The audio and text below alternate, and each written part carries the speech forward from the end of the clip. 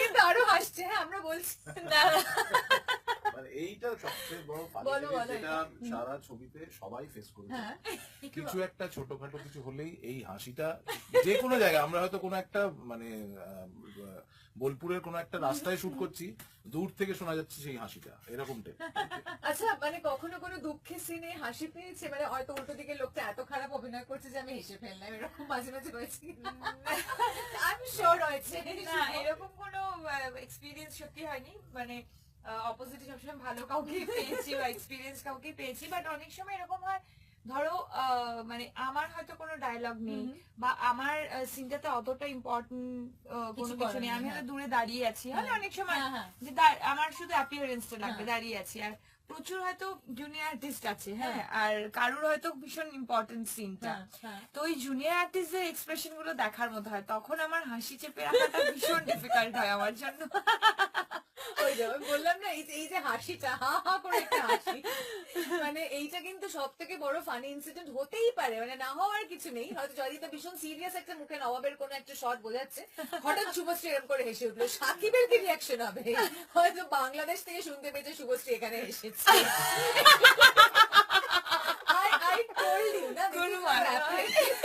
সাকিব শুনছে এখন, বলছে আসছি, এখানে আছে না ওখানে, না ও এলে তো এখানে নিয়ে আসতাম, বাংলাদেশে আছে, পালিয়ে গেছে বলেছে, দাঁড়াও শুনতে পাচ্ছে, আমি শিওর এক্ষুনি একটা হোয়াটসঅ্যাপ আছে, শুভ একটু কম হাস। এরকম নানান ঘটনা হয়েছে, নানান কিছু মজা, তার মধ্যে থেকে হার্ড ওয়ার্ক অবভিয়াসলি।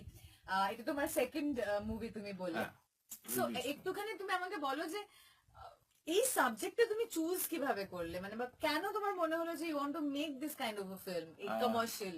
অ্যাকচুয়ালি আমি থ্রিলার ছবি বানাতে, মানে যখন থেকে আমি টিভিতে কাজ করা শুরু করেছি বা তার আগে নিজে যখন গল্প লিখতাম বা স্ক্রিপ্ট লিখতাম, আমার থ্রিলার গল্প মানে পড়তে বা দেখতে এবং ন্যাচারালি বানাতে ভালো লাগে। তো সেই সুযোগটা যখন হিমাংশু এবং অশোকজি যখন কথা বলেছিলেন যে একটা এরকম গল্প করতে চাই যেটা আউট অ্যান্ড আউট কমার্শিয়াল ছবি, কিন্তু তার মধ্যে একটা নতুনত্ব কিছু চাই, আচ্ছা, তো সেই কারণে এই গল্পটা যখন আমার করার সুযোগ আসে, মানে এই গল্পটা যখন তাদের শোনাই যে এরকম একটা গল্প হতে পারে, তো তারা প্রথমটা একটু ভেবেছিলেন যে এটা হার্ডকোর কমার্শিয়াল ছবি, এখানে এই ধরনের গল্প চলবে কিনা। ইনফ্যাক্ট আমাকে বাংলাদেশের যিনি প্রডিউসার, উনি আমায় বলেছিলেন এই ছবি কিন্তু বাংলাদেশে চলবে না, কিন্তু আজকে ছবিটা বাংলাদেশে রিলিজ করার পর আমরা দেখতে পাচ্ছি এটা গত 15 বছরের রেকর্ড ভেঙে দিয়েছে।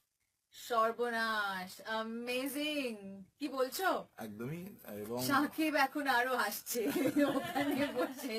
শুভ আর একটা লাস্টে শুনবো, হাসি, শুভর হাসি শুনবো আর একটা লাস্টে, যাতে ওখানে শোনা যায়।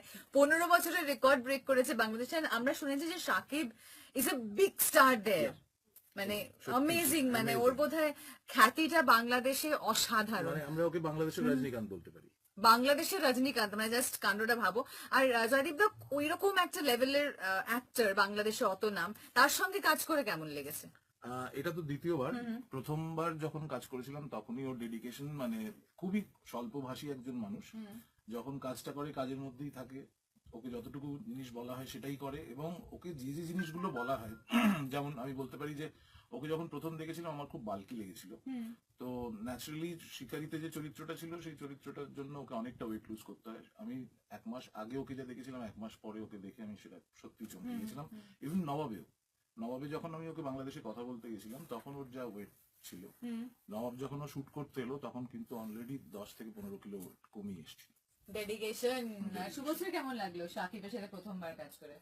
খুবই ভালো লেগেছে, ও যে মানে অত বড় স্টার, সেই এয়ারটা ওর মধ্যে একদমই নেই, ভীষণ ডাউন টু আর্থ, তো ইজিলি মানে কানেক্ট করতে খুব সুবিধা হয়েছে, এবং হি ইজ ভেরি ডেডিকেটেড, সারাক্ষণ কাজের মধ্যে থাকে, যেটা বললো স্বল্পভাষী, একদমই কথা বলে না, অথচ আমরা সবাই মানে আমি তো বিশেষ করে প্র্যাঙ্ক স্টার, সারাক্ষণ কিছু না কিছু করে যাচ্ছি সেটের মধ্যে, আর ওকে 5টা কথা বললাম তার মধ্যে হয়তো একটা হাসে, মানে খুব সুন্দর একটা স্মাইল করেও কথা বলে। সো ভীষণ শান্ত স্বভাবের একজন মানুষ, ভালো লেগেছে কাজ এখানে করতে। এসে পুরো চারপাশটা তো অশান্ত থেকে মানে ভেবেছে বলে ওরে বাবা ওকে আমি মানে আসবো না প্রমোশন না, ওকে আমি বলেছি আমার নেক্সট ছবিটা ওর সাথেই শুটিং শুরু হবে। হ্যাঁ। আমি কালকেই ওর সাথে আমার কথা হচ্ছিল, ও বলছে যে কি কি করলো তোমার ছবি বাংলাদেশে তো ফাটিয়ে দিল 15 বছরের। আমি বললাম যে সে তো হয়েছে, কিন্তু এখানে কি হবে, এখানে তো তোমাকে আসতে হবে প্রমোশন করার জন্য।